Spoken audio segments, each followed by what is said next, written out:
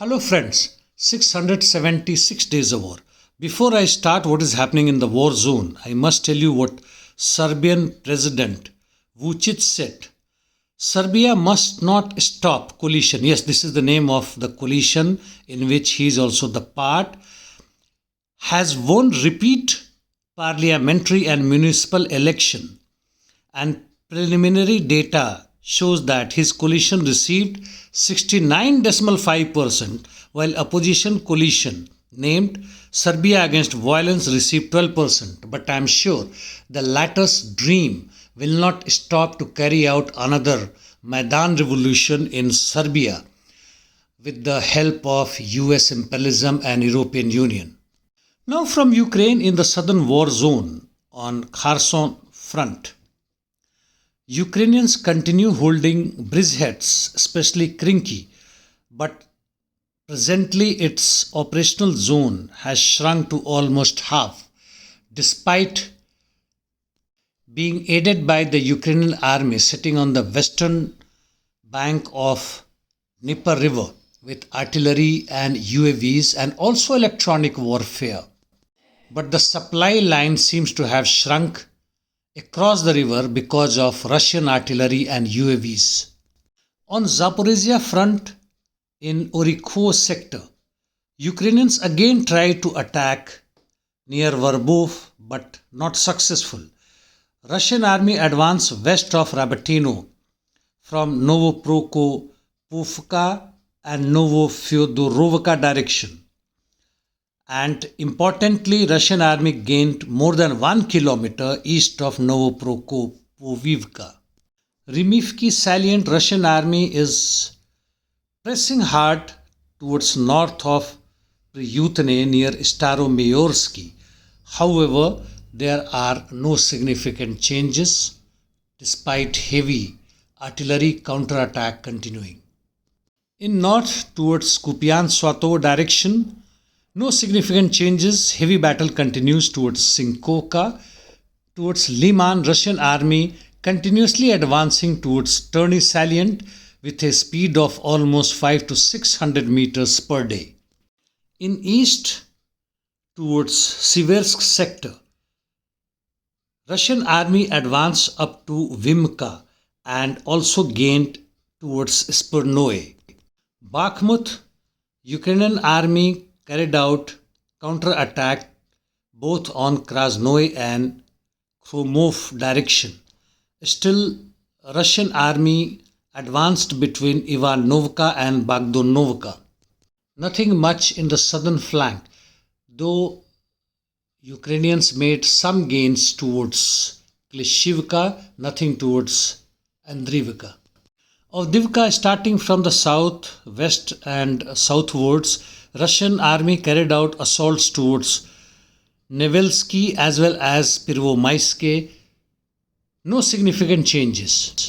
Towards south, west of Avdiivka on the outskirts, Ukrainians have brought more number of reserves and carried out counterattacks and forced Russian army to withdraw partially from the city approaches side Khimivk micro-district.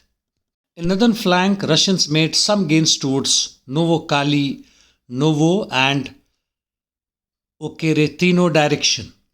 Must tell you here that the weather there is like 3 to 4 degrees centigrade, overcast, gentle breeze which is causing the chill factor to increase, light rain, but when there is no rain the visibility is pretty high.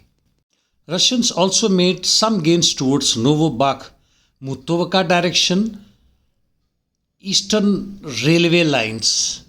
They made some small gains towards Berdichi side as well. Marinka artillery duel continuing from both the sides. Russian army is continuously doing so towards Novomikhailovka, Pavlovka and west of Marinka towards Zorzievka. However, on ground there is not any significant change. On interdiction missions, Ukrainian army launched heavy UAVs attack near Bryansk, Kursk, Moscow.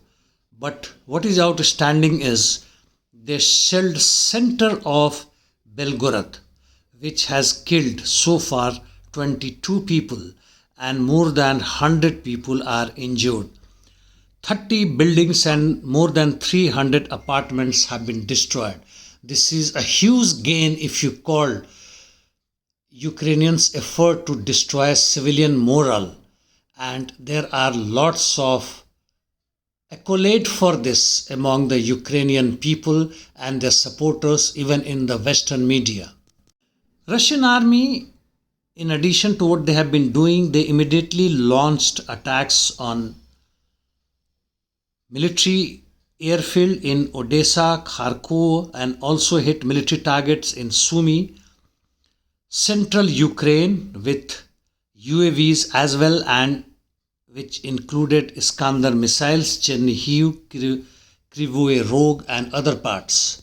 Russian Federation has called for an immediate meeting of United Nations Security Council, which Czechoslovakia said it is boycotting, and nothing much to happen as far as the battleground or war zones are concerned. It is continuing with its own pace. ISW in its assessment says that Ukrainians have increased their counter-interdiction missions without mentioning that they have hit civilian infrastructures and people. While it has also noted that number of Russian attacks, interdiction missions in Ukraine have reduced compared to what was happening in last 2 days. Coming to Palestine Israel War, IDF effort in North Gaza did not gain anything significant. However, they are continuously attacking central and southern Gaza and have some success. On Lebanese front, exchange of firepower continues from both the sides and it is likely to escalate. By the way, there are information that Hezbollah is preparing to hit more than 1200 targets in Tel Aviv alone. A professor named Marandi in Tehran University says Israel is trying to escalate the war. Yes, that is true. And in the meantime, Islamic resistance has claimed responsibilities for 3 attacks on US position in Iraq and Syria in last 2 days. New Argentinian President Javier Milei has said that our geopolitical alignment with US and Israel, we are not going to align with communists, and hence he refused the invitation to join BRICS. What a moron. And this is the end of year 2023 as well as my talk. Thank you.